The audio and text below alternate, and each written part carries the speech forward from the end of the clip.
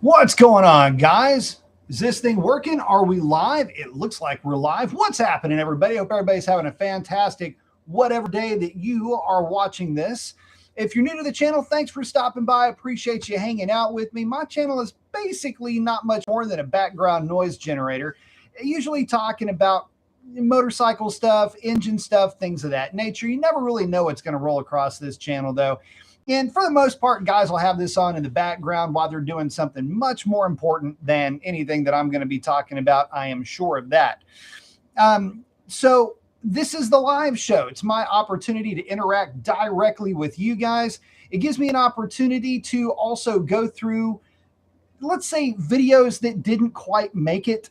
The stuff that ends up on the cutting room floor. This gives me an opportunity to talk about some of those topics. Sometimes videos just, well, I can't really get them to work outside of a live show. So it's a lot easier for me to put together a live show, visit with you guys directly on it, bounce some ideas back and forth. Sometimes they'll make it to an actual video. Other times they ain't gonna. But with that being said, it also gives me an opportunity to let you guys know what I am working on in terms of upcoming videos. I'll show some notes every once in a while, let you see what is coming along for our partnership with Stubbs Cycles in beautiful Houston, Texas. Got a new bike that is going to be reviewed here pretty soon. If you are very new to the channel, I also do ride and review videos. So I'll ride various motorcycles. I'll give you an idea of what they are like to ride. I don't really go into too many technical details. If you want to know more about those motorcycles, then you can always look up the owner's manual and go crazy with that, because I ain't going to do that. That's not riding a motorcycle. That's just reading about it. And so what I do have is a list of specifications for a motorcycle that shall be coming up very soon. It's going to be in direct conflict with the motorcycle that I am on record as saying that I didn't quite think that I was going to like when I rode it. Ended up really liking it after I rode it. It is going to be the Street Glide, actually technically the Road Glide's direct line of sight competitor. That's right. The Indian Challenger is up for a ride tomorrow. So we're going to be seeing how that goes. Definitely looking forward to that. Looking at some of those specifications going across all different types of categories, from pricing, weight, horsepower, torque, displacement, rear wheel horsepower, gearing. I'm going to be talking about a lot of that kind of stuff as I'm riding that motorcycle. And here's the thing. I got to say this. Wait, what? Hold on a second. Time out. What is with the crown thing going on here? What is that? This thing's giving out experience points. What is up with that, guys? I don't know. That's something new in the chat. Looks like, I don't know. I guess that's how long you've been around. Old school is, I like it. Anyway, something new just popped up in the chat. That's cool stuff. Ryan is first in. Oh, got the ball guy with the specs and the flex. I like it. DM is checking in. Hello. Sam is in. Let's see. Everybody's checking in with each other. Good deal, guys. So yes, the Indian Challenger is coming up, and it's something that I've been, well, I got to tell you, I've been pretty excited about this in a way, mainly because I was so surprised by how well that Street Glide did. And what I mean by that is how well it did. I mean that it performed better than I thought it would. It handled better than I thought it would. It felt lighter on its feet than I thought that it would. In terms of bikes that I've ridden this year that were maybe the most eye-opening, it's probably been the Street Glide, of a few others, but the Street Glide's definitely up in there. Well, this Challenger has been at the dealership for a while, and I haven't had a chance to ride this bike yet, but it's a bike that I've been wanting to ride, especially since I got a chance to ride the Street Glide, because, well, although I'm not really cruiser guy, I don't really know that I'm not bagger guy. I guess there's a bit of a difference when you start looking at the different motorcycles and how the ergonomic setup, how the bikes feel to ride. I had my Triumph Thunderbird, and That it's a 2013 Thunderbird 1600cc 700-pound bike. Absolutely love that bike, but it just didn't fit right. It's like looking at a really sharp suit, like a nice suit of clothes, and you know that it looks good, but it just isn't comfortable. And that's where I was with that T-Bird. But what I found with the Street Glide is something a little bit different. I found with the Street Glide a bike that maybe it wasn't the first bike I would have picked, but after riding it, for some weird reason, me and that bike just got along swimmingly. And kudos to the guy that picked it up, too. I know that guy has been hot riding that thing all over the place. So if you're watching it and you bought that black Street Glide that I rode, man, sweet bike. But I'll say this, that Indian has really had my attention in a weird way because it's so different yet so unique. And I keep bringing up the Street Glide because that's the bike that I rode, but the Street Glide has a fork mounted fairing, whereas the Road Glide has a frame mounted fairing. And that's something that I prefer. And so since the Challenger also has that type of a fairing, I think that it might suit maybe me a little bit better just because I like frame mounted fairings better than I do fork mounted. But that Challenger's got a lot going for it. It's got branded twin 320 millimeter Brembos. It's got inverted forks, a very powerful engine. Matter of fact, the engine in that Indian is pretty darn stout. And in the way that it makes power, at least on paper, seems to make sense. Listed at 122 horsepower at 5,500 RPM, out of 108 cubic inch liquid cooled V-twin. I got to tell you, this bike's got the making for a pretty serious machine. And if you're worried about weight, here's the thing. The Indian, even with having a liquid cooled engine, is still checking in at what is in essence the same weight as the Street Glide, which is 831 pounds versus 829. I think we can just call that the same. So, and they cost about the same. So there is, I don't know, there's not a lot that I think I'm going to be surprised by with this bike, but I am looking forward to riding it because if I had any criticism of the Harley Davidson as it came from the factory, it just didn't have deeper lungs. And even though it's a V-twin and 117 cubic inches at that, I would like to at least breathe out to say 5,500 RPM, 5,200 RPM, something like that. And the stats really did bear out the riding experience on that. 4,750 is where the Harley Davidson is going to run out of steam from the factory stock configuration.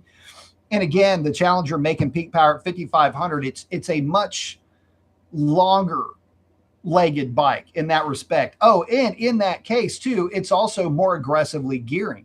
So remember what we say, if you don't have the horsepower and you don't have the torque, well, you can have gearing to make up for that. And in this case, that Challenger looks like it's going to have the gearing to help to offset its lack of torque, or if you want to call it that it's less than torque than the Harley Davidson below, say, 2,500 or 3,000 RPM. So, but I can tell you that, you know, we're comparing stock bikes here, and that's really all I have to work with. I am positive there is, and there's some stuff for the Indians too, but there is a lot that you can do to a Harley Davidson, and they lend themselves probably a whole lot better to modification, if I'm being perfectly honest.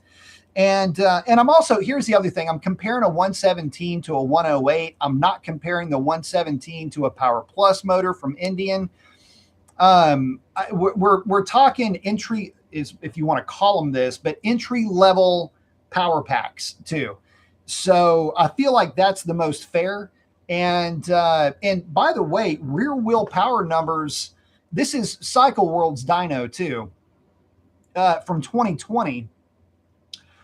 because the engines and all that didn't change at all. Cycle World's got the Challenger at 103 horsepower. The Street Glide / Road Glide was checking in at 90. And so, square off and whatever, call it 15 horsepower difference. But here's the thing. The Street Glide's got it beat with torque by about 5 foot-pounds. And that's going to be basically across the board until you get to about that 3,000 RPM range where the Challenger just starts to breathe a little bit better. So, 12 horsepower, if you're being real technical about it, 12 or 13 horsepower, it doesn't sound like a lot, but what it looks to me is that the Challenger just has the over rev that the Harley Davidson doesn't have. Again, I don't know. I haven't ridden the thing. And look, man, proof's in the eating of the pudding, baby. We don't really pay a whole lot of attention to spec sheets around here. Helps you to develop a general idea. But the reality is that, how do I put this? You got to ride the things. Yeah, so often, and guys, listen, I'll first to admit, I have gone into a few riding reviews with some preconceived notions that ended up being shattered with the riding experience. First one that comes directly to mind, Royal Enfield Continental GT 650. That bike had no business being as fun as it was to ride. That was my takeaway from it. And now that they've got that disgustingly sweet looking new full fared version 750 on its way, eek, I don't know, man. I mean, look, I love me some sport bike. I am a sport bike guy at heart. Every motorcycle that's in the fleet was at some point a sport bike in its heyday, including my Bonneville. It's kind of one of the reasons why I fell in love with that bike. But dadgummit, so was a Royal Enfield. And I got to tell you, that newer bike that's coming out, if it holds true to the look, is going to be nasty. So, but speaking of which, let me do this real quick, guys. I want to show you, at least give you a visual, and you guys can go to the used section over at Stubbs Cycles if you want to get some better looking visuals on that bike. But there it is. That will be the bike that I should be riding tomorrow. So we shall see about that. Also, too, guys, when we do the live shows, I may every once in a while, like now, I'll just ask you guys, how does the live show look? For whatever reason, I've got a number of possible reasons for this, but sometimes the live feed just doesn't work all that great. Even though I've got a strong internet connection, I don't know. Sometimes it just acts weird. So time for a stream check. How are we looking out there, guys? Let me check back in with you guys too. Let's see. Sam saying Indian is the most American, non-American brand. It's got a lot of history to it. Ryan saying India has a ton of power from the factory, the Power Plus anyway. Air-cooled Indian's still slightly behind the Harley, but not by much. True on that. Power Plus is the liquid-cooled variant, which is what I will be on. Oh, Ryan's Street Glide, Stage 1. Really woke up, also does a little bit more rev, 5,800 to 6 grand, maybe a little bit high there. I know that it probably is going to run a lot better with that Stage 1 pack. Dealer network is an issue with the Indian. And Ryan's exactly right. We don't necessarily have a problem with that. And Ryan's saying the live feed's killing it. Okay, beautiful. So that's the one thing that would kind of scare me a little bit about the Indian. But again, where I live, I don't really have that problem. And the type of riding that I would find myself doing with this bike, I just don't see it being a real issue. So I would not fault anybody for going with the Indian. I can tell you this, from a looks standpoint, and you guys are going to hear me say all of this in the post-ride review. Look, here's the thing.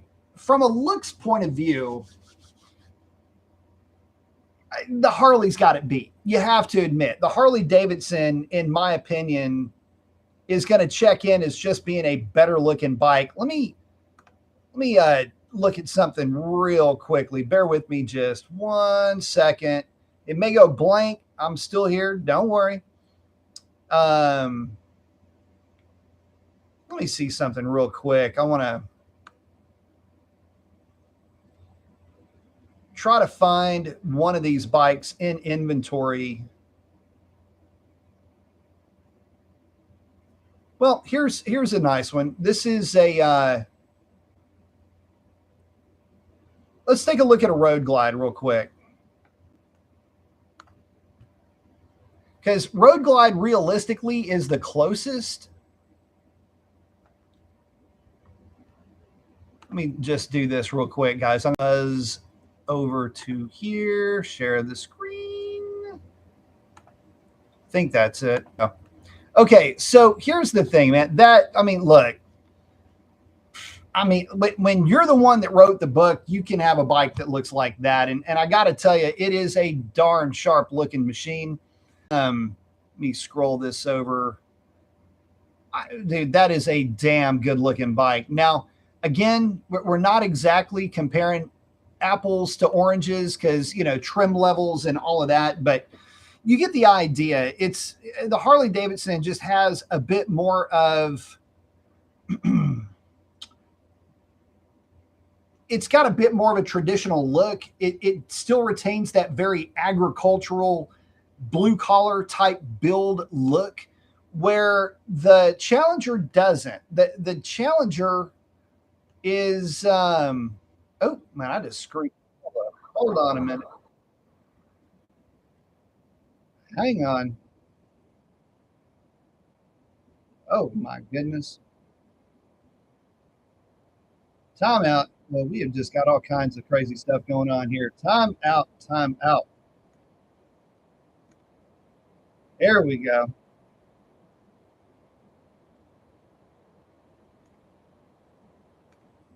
All right. Screwed that all up, didn't I?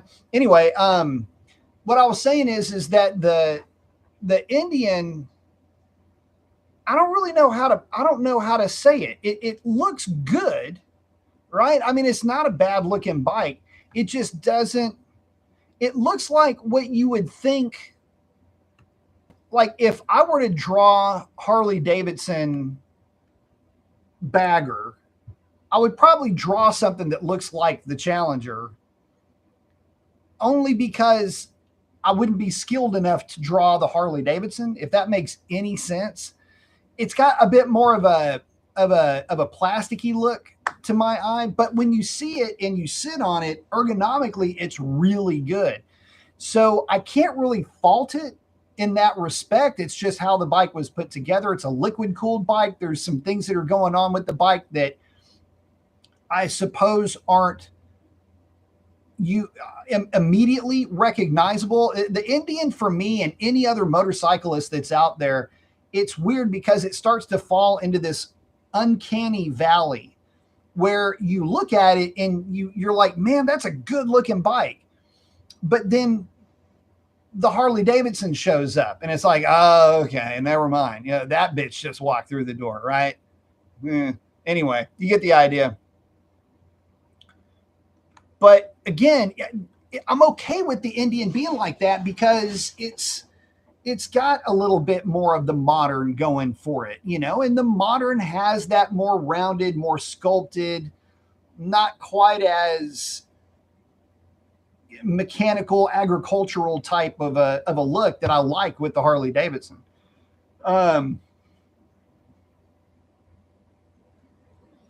Sam's asking, any classic kickstart bikes coming up? No. Nothing like that at all. Ryan says, Jelly, the inverted forks that Indian is sending from the factory. Yes. Come on, Harley Davidson. Seriously. Oh, Ryan saying his brother-in-law just got his 2022 Road Glide CVO, pre-owned, of course. Yeah. Guy did a stage 4 build, 131 motor cams. That thing is going to be sick. Send me a video of that. That's about about 135 odd horsepower to the rear tire bike. That is nasty.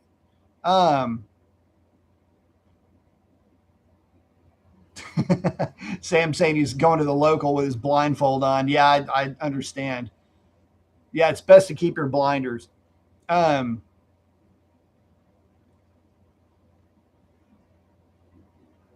Ryan saying, love when India comes with the heat, the new 112 Power Plus engine. Had me very curious why I didn't run into Harley Davidson when I was shopping a bagger. That's the thing. It's got a lot of people curious. And here's the other thing, that 112, it's kind of like having a stage one kit on a 117. It's got, I want to say it's 100, I call it 130 horsepower, just by the way the crow flies. Torque, I don't think is all that different. It might be up a couple of foot-pounds, but it's moving that power further out too. So I think it was 4 foot-pounds is what it went up. Anyway, that 112 with the Power Plus, I did a build. Hold on. Did I, is it still up? I think I may have closed it already. I did a build on a new Dark Horse 112 Power Plus bike. And with the doodads that I had put on it, it turned out it was like freaking close to $30,000 for that bike. And I'm just going, because here's the thing, great bike. Do not get me wrong. I mean, a kick-ass motorcycle. The only downside to the Indian, and again, this is what I'll be saying in the post-ride review. How do I put this politely? It ain't a Harley, all right, which means that resale might be a little bit of a problem in terms of just overall, depreciation, resale ability, like how quickly you can flip it. Where a Harley Davidson, look, at the end of the day, say what you will about the brand or breakdowns or whatever, but it's still a freaking Harley Davidson at the end of the day. And Harley Davidson has a much stronger brand loyalty than Indian does. So it's not to say that Indian's bad. It's not. It's just that, I mean, dude, it's freaking Harley Davidson, for crying out loud. And so for me, at that kind of number, you start to look at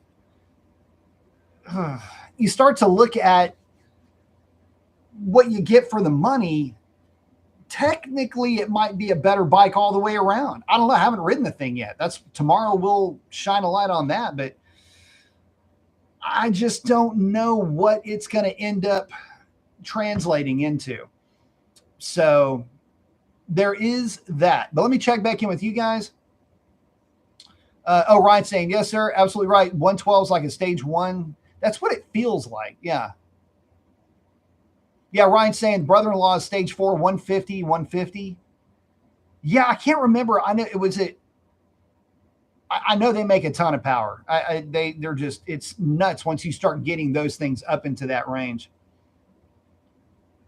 Tony's saying, y'all need a sport bike in your lives. Yes, we do. Matter of fact, let me it's not in used inventory yet. Okay, so there's another bike that I'm going to try to get for you guys. And if it works out, it is a super clean GSX S1000. And the reason why I'm going to be doing the GSX 1000 is because, okay, so I recently did a ride review on the CB1000 Hornet SP. And I liked the bike, but I have now, after I've had a chance to sleep on it a little bit, I've got the same complaint about the Hornet 1000 that I had about the Hornet 750.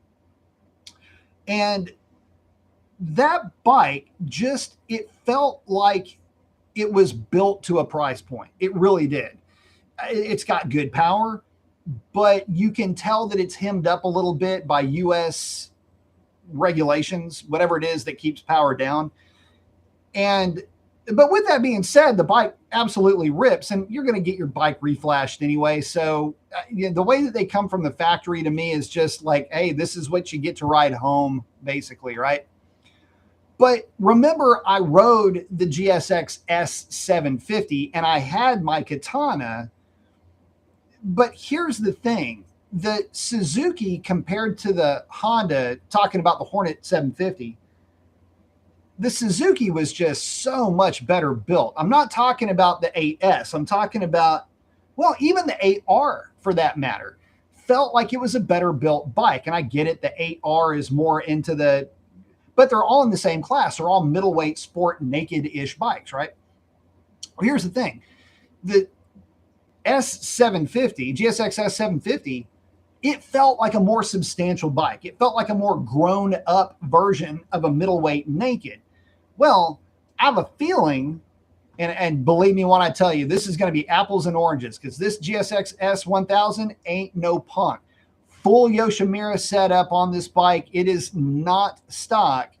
But that being said, I'll be able to let you know what a sport naked really needs to evolve into, and what most guys will evolve that bike into once they get started with it. So if that can work out, that'll be cool, because there's a cool story with this bike. So the gentleman that owned the GSX S1000, that's got the full Yoshi kit, tail tidy, it's been lowered and it has a lower seat though. And that's going to be a bit of an issue. The lower seat, especially. The guy was a smaller dude. And well, he was also, before I get into that, he traded the bike in on a GSX-R 1000. And, you know, that's the story of the bike. The story of the dude, though, is different. He's 76 years old. This guy was out full Yoshi R11 on a GSX S1000, dropped and seat dropped so the little guy could get on the thing and work with it. But he traded it in on a GSX R 1000, and he's out tearing it up with that bike. So anyway, don't quit riding, boys. This guy is like my inspiration right now. So anyway, I'll be riding his bike, and if I can and it works out to where I can ride it, that's going to be a kind of a cool story to go along with it. So let's see. Let me scroll back up here and check in with you guys. Oh, Ryan saying, can you imagine if Indian had never gone away for 40 years? Yeah, no kidding. Yeah, Ryan did sell his Super Sport. Time to change things up. Yeah, been there. I've been moving through some bikes here lately myself. Tony saying there's been a lot of praise on that new Hornet. See, here's the thing. I liked the Hornet. And if you watch my riding review on that bike, I am having an obnoxious amount of fun with that thing. It feels light. Tony, I'll put it to you like this. It feels like you and I could just grab one end of the bike and the other and just throw it in the back of my truck. There's no weight to it. It feels super light. It's fun. It's lively. And I'll just tell you this. I mean, the intrusive thoughts were welling up with that bike, just to get the thing out, do some wheelies, have some fun with it, and just goof off with that bike.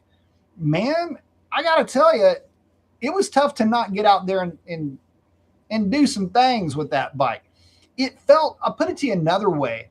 The Hornet 750, and this is again after I've kind of slept on it a little bit, the Hornet 750 to me felt kind of like a Hyper Motard in a way. It also felt a lot like a sport utility bike that had been stripped of its bags and anything that was any extra weight. Like if you could have taken the V-Strom 800, if you could take a V-Strom 800 and strip a bunch of weight off of it, that's what, quite honestly, that is what that Hornet 750 felt like. And it's just weird how that bike falls into line in the whole sphere that incorporates the middleweight sport naked class. But I got to tell you, that bike I can see why so many people like it, because it is the least expensive, has a great power to weight ratio. It's incredibly lively. It's the liveliest of the group.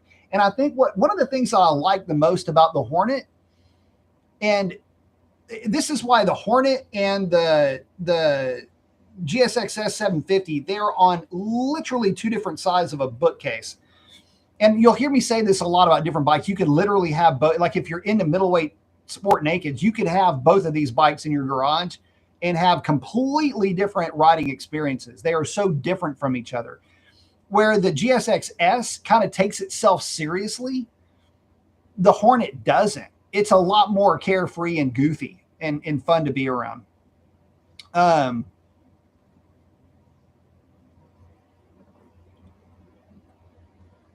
Sam saying, I think Indian would have had better brand loyalty if they didn't change hands 4+ times in the last decade. True that.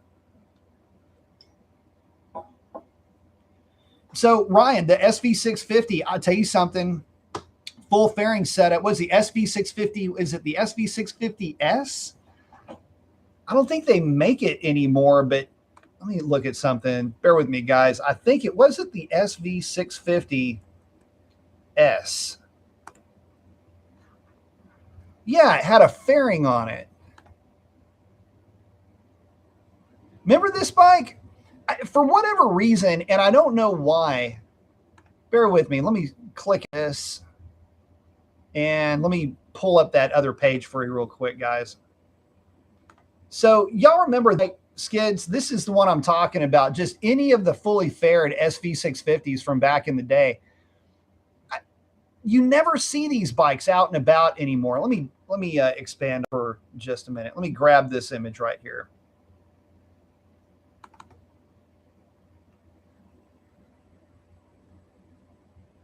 But it's kind of crazy. You don't really see that bike anymore. And I can tell you, when I was in NorCal at T Hill, it was infested with these things. You had novice, the guys and gals that were taking learning track riding seriously, and the ones that were up running on Sunset and 84 on the backside and La Honda down to Pacifica. You would see these folks on the SV650 just out there tearing it up. And so I never have ridden one. Okay, fun fact, when I first moved back to Texas, I had a guy that worked for Hyosung, which they used to say made the engines for SV650s. I don't really know. I think they're just a knockoff of an SV650 that was offering me a sponsorship. Nothing ever really came of it. But this is before Circuit of the Americas was built. They were building it at that time. And it wasn't open yet. And it was going to be a dealer sponsorship deal at the Hyosung dealership in Austin. Like I say, nothing ever came of it, but I was in the running, I guess. I don't know. Anyway, great bike. And it's a shame that, God, man, it's just not, look, there's a lot of standards you can judge a bike by. The SV650, it's a motorcycle. That's it. There's guys that have built scramblers, touring bikes out of those things, track missiles, you name it. Everybody's done everything with that thing. I'm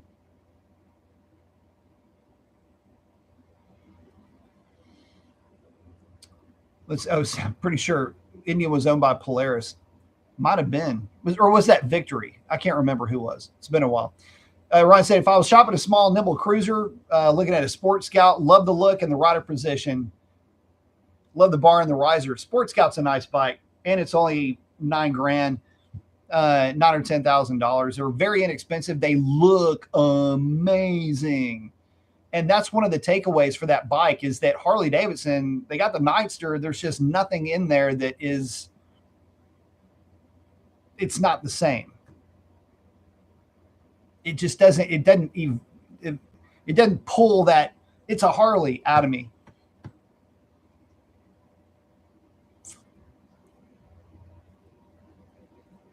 Ryan, yeah, new SV's around 7,500, I think. The Hornet's $8,000, yeah, $79.99.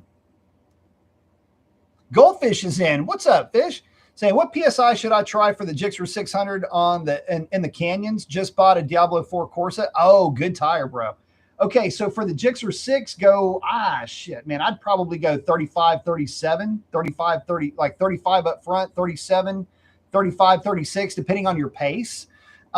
Try 35, 37 first and see how that feels. That's summertime.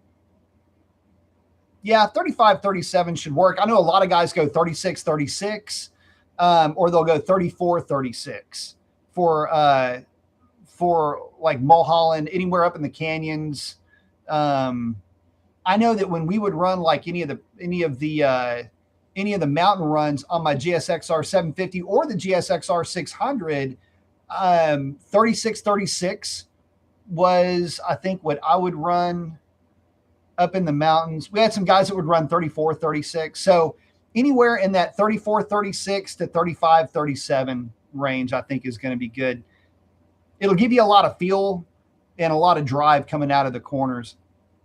The bike you may notice the bike, you get a little bit of telegraphing, a little bit once you start getting below that until the tires heat up. Remember, you're running in the summer. These tires are going to heat up. You're going to be hammering on this bike a little bit. You can get away with a 600. You can get away with a little bit more air pressure out back because you're not really attacking that rear tire and not grinding it up the way that some of the bigger bikes do. So there is that. And if you've got more air pressure, the bike's going to feel like it's going to tip in a little bit easier if you run a little bit more air pressure out back. Because remember, both tires turn the bike on a motorcycle. It's not just the front. So that's why I like to, on the smaller displacement bikes, you can cheat up a couple of PSI out back and you're not really going to notice. But if you're running at like, about 100, if you're going to average up through the canyons at like 100-mile-an-hour pace, you could almost run factory settings, but you end up, it's a little bit too harsh and the air pressure gets too high in the summertime. So, yeah, I would stick around that the normal, 35, 37 is a good place to start. Right. Indian's currently owned by Polaris. Okay, cool. I always get that backwards. Goldfish saying, thank you. You got it, brother. Ryan, dude, I'm telling you, the SV, it is a V-twin. It doesn't make a lot of power. It's not supposed to. It's just supposed to be fun, man. And it is hands down one of the best training bikes you can ever throw a leg over. Oh, Goldfish, thank you. Saying, awesome. Love your work. I watch everything since the series with the 900 RS. Thank you very much. I appreciate that. No, that was a great bike too. The only downside to that motorcycle, if you want to call it that, I should have never put that Brox exhaust on it. In fact, if I would have never put that Brox exhaust on it, I probably would still have that bike. That bike was so loud, even with earplugs, and it would hit a weird pitch. And it would just absolutely like some kind of resonant frequency. Anyway, I liked that bike, but I wanted to move up a little bit. That's when I got the Katana. And man, that Katana was a lot of fun. Better suspension, better power, better torque. And I walk past it every time I go to the dealership. It is still for sale up there. And the fact that nobody's picked that bike up is driving me nuts because I really like that bike. Like, really liked it. I like it enough to where if I, for somehow or another, just fell into a bunch of money, I would probably buy that bike back. That's how much I like the Katana. And it's why I'm in such a like geeked up mood to ride the GSX S 1000 that guy had. So definitely keep your eyes peeled for that. If I can make it happen, I certainly will tomorrow. But again, that dude was a very small in stature gentleman. And I mean, he had the bike set up for him. And I'm telling you, I was sitting on it and I'm like, it really did feel like I was sitting on a mini bike.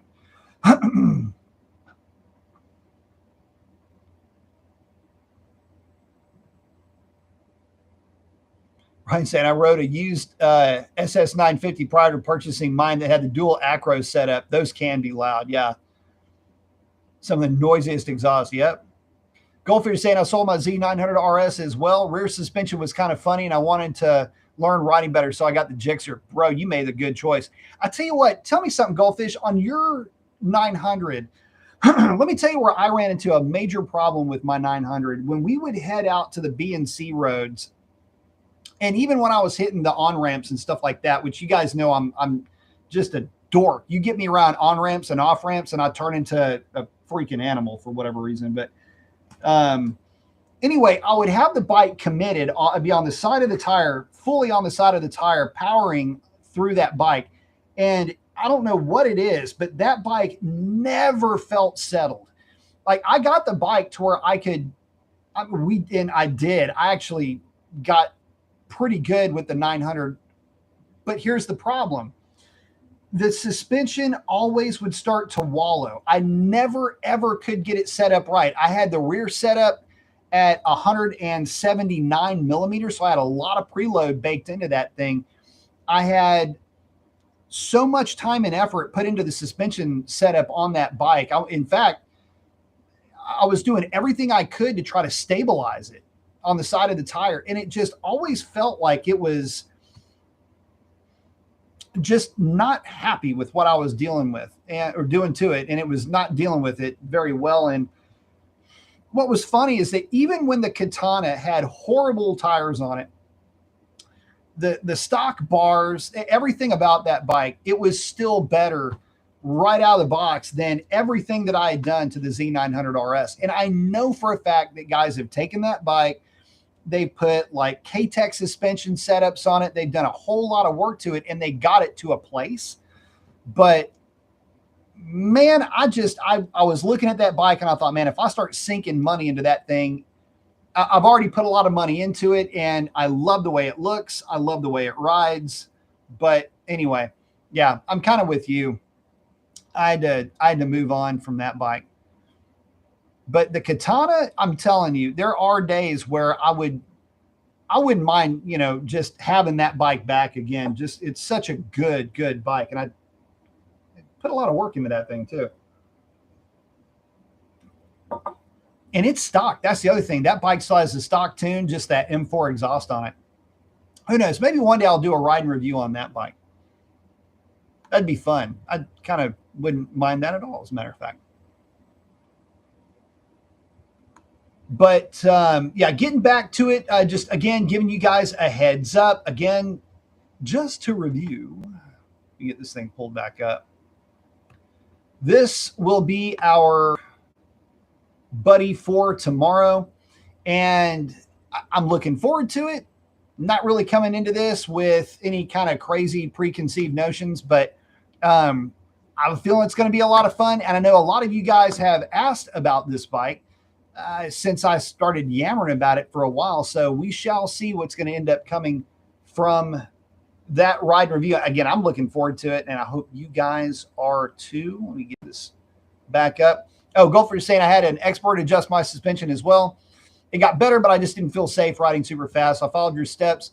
Flash ECU with Ivan. Lovely thing to look at and hear for sure. Gopher is saying, thank you, sir. Absolutely. Yeah, I love that bike, man. I really did. There are times when I'd love to get it back, but yeah, there's also times where, look, man, I mean, I've got the bikes that I like. GSXR 1000, which that bike and I are super tight. The 750, which if I ever get that thing back, looking forward to riding it again. The Bonneville, which is just, it can be a handful just going down the road, but it's just a fun bike to ride. And of course, my dad's bike. So, we'll see. Again, any other bikes that end up coming into the stable.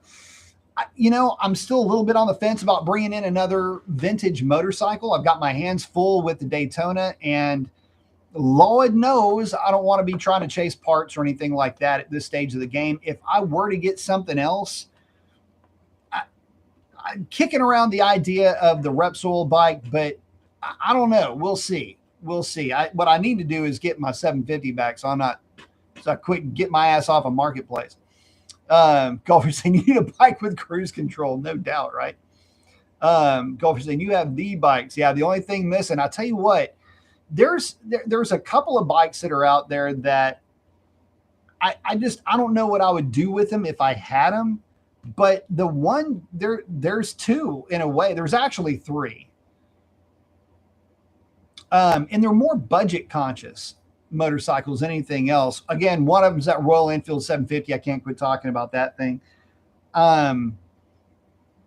The other one, I mean, I'd have to find a used one, and it'd have to be like somebody's just. I'd have to be able to basically pick it up as scrap and put it back together. But a Grom, just to have in the fleet, because nobody's life's complete without a Mini. So. Or something like that. But I mean, I'd rather have a Grom just so I can see if I can do a wheelie from my house to the shop. I think that'd be kind of fun on that thing. Yeah, just dumb stuff like that. I mean, that's the kind of stuff that I enjoy. Any of the retro style bikes I like a lot. And look, full disclosure, we don't know if there's a bike that's coming maybe to the States. And if it lands, it's going to be a tough sell against this bike. But, you've got the CB1000R, I think is what they're calling it. Let me see if I can find that bike. And again, it's one of the CB Hornet derivatives. Let me see if I can find this. Bear with me, guys. CB1000R concept. Maybe that's the best way to put it. I think I've mentioned this a couple of times, but I think that's it right there. This is close enough to call. Let me share this screen with you guys. If this thing ends up making it pretty, I mean, dude, are you serious? Look, and here's the thing. I mean, come on now. And look, and I'm telling you, this bike with a reflash, maybe put a little cafe fairing on this bike, that would be 140 horsepower at the rear tire. Basically would be a retro version of the GSX S1000. They're going to fall within the same value of each other. Now, the GSX S1000, it's going to have better suspension. I can almost promise you that. But the point is that there are some really cool bikes that are maybe waiting in the wings. And I'd have to get rid of something to get this bike. But I don't know what I would want to get rid of. I mean, I really like the GSX R1000. And the 750 is the 750, man. It's the bike that I made the stretch to get that bike because I just wanted it. But yeah, I don't know, that would be pretty sick. For anybody that would end up with that bike, I would be jealous. I mean, I would be real jealous. Like, I would be like super jealous.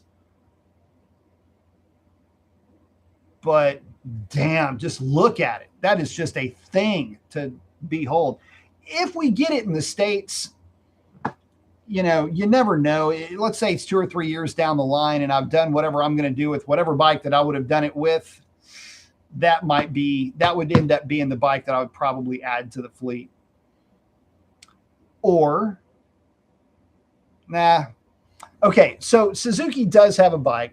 I think you guys, we've talked about this for a hot minute. GSX8RTT. GSX8T. Sorry, God, man, I'm talking too many damn letters. Let me see if I can find this bike for you real quick. We can go back over here. Oh, it might be under S. Bear with me. Images. There we go. Look, here's the thing. Let me share the screen with you real quick, guys.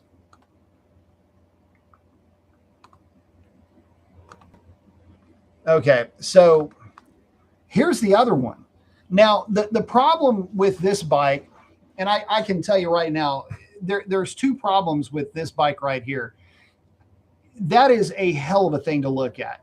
I mean, visually, look, y'all know how much I like the GSX 8R. And the TT for me is just, it's so good to look at. But, and I loved riding the 8R is a thing to ride. This bike needs more. If it's going to look like that, it's got to have more power. I mean, you would have to put tune, exhaust, filter, everything. Yeah, I mean, it would have to be everything to get this thing up to about 80 horsepower to the rear tire. And here's the thing, it may not be a bargain because that CB1000R, if it comes to the States, and if this thing comes to the States, because we ain't guaranteed this thing, but they could end up being really close in price.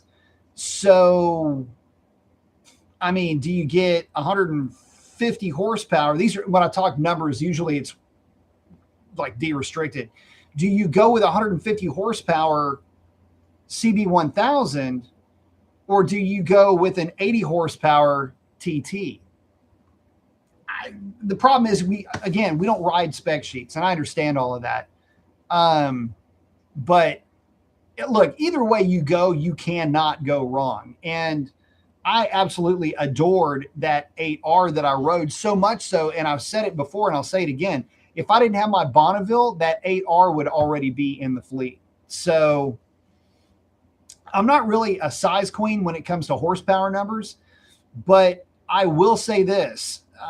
There is a vast difference between how that Honda is going to get down the road and how it's going to feel versus something like that. But Ryan's saying too many letters. So here's the thing.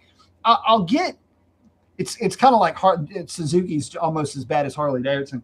GSX S, it just doesn't roll off the tongue, right? So GSX 8S, GSX, anyway, for whatever reason, I will, the concept of how Suzuki will label their bikes just absolutely is at odds with logic in my brain sometimes. And so it rebels. It doesn't want to blab out the right names. Ryan said, oh yeah, don't forget to hit the like, spike the like Sovereign says. Yeah, definitely, guys. Listen, if you've made it this far, thank you very much for hanging out. Definitely appreciate it. Hit that like button. It helps the algorithms a ton. And if you're new to the channel and you have made it this far, consider subscribing. It's free. It helps out the channel a ton. Way more than you know, as a matter of fact, too. Shares help, comments help, all of that stuff helps out the channel. It's kind of weird. The way that it works is by activity. The more activity that the algorithm sees with a channel, the happier the algorithm is with the channel, and then it gets to spread, and then more people get to see the content. And Ryan saying it's been a smooth live tonight. That's one of the most important things. Guys, sometimes the live shows don't quite go as well as we had hoped. And again, it's my opportunity just to hang out with you guys. I used to do the live show basically as the primary means of what my channel was, and I morphed away from that quite a bit, but I still like to do the live show, if not twice a week, at least once a week. Tuesdays for Two Wheel Tuesdays, and then Saturdays is a little bit more of an open chat. Sometimes talk more car stuff, but that's pretty much gone away. At this stage of the game, my channel is now switching over to all motorcycle stuff for the most part. And so you might see Let's Ride Live or something like that start coming across. I'm going to do a little bit of rebranding. Two Wheel Tuesday is still going to be a thing, but Let's Ride to go along with the ride and reviews, and then Two Wheel Tuesday so we can all hang out and do that. So that's how the branding is going to kind of, it looks like it's going to morph into that. So we'll see. And then, of course, I need to get some new T-shirts made, but and there's some other stuff coming too, but I haven't even gotten started on it. So it's just as soon as I can get around to it, you know how that is. Look around me. Does it look like I've got so much going on that, it's like cobbler's kids don't get any shoes, right? Let me exit out of this screen share. But see what I'm saying though, guys? I mean, there's a lot of really cool bikes that are at least in the works from manufacturers. And that's the fun part about bikes, is that you can have any of these machines and have a ball with them, and you would not have made the wrong decision, right? No matter what decision you make, it's the right decision with all of these bikes. So I can tell you that as I've been riding other motorcycles, especially this past year, it's been eye-opening in a lot of different ways, in a lot of cool ways for me, just the different bikes that I've ridden and how it's changed my perception of motorcycles, motorcycling, and what I like and what I enjoy has changed, not by much, but I've been able to imbibe with in so many new, neat kind of bikes that I've developed such a more I don't know, a much more pleasant disposition for all kinds of different motorcycles out there. So, but with that, guys, we're coming up on an hour, so I'm going to go ahead and wrap it up. Listen, get out there and do something cool for somebody. Chances are they need it way more than you know. And again, guys, thanks for hanging out with me tonight. I do hope to see you on the next one. Be on the lookout for the upload at some point, assuming everything goes well, for that the Indian Challenger. And if I can throw a leg over and spend some time with the GSX S1000, I will definitely do that as well. We've got some other bikes that are going to be coming up for ride and review that I am very much looking forward to. I'm kind of hoping to do a little bit of a cage match between the GSX-R 750 and the Kawasaki ZX-6R. So that may be coming, as well as some adventure bikes. Also, Super Motard might be in the future as well. So keep tuned in. And with that, guys, I'm going to go ahead and wrap it up. Guys, thank y'all so much again. Love each and every one of y'all. Would not do this without you. And with that, that's a wrap.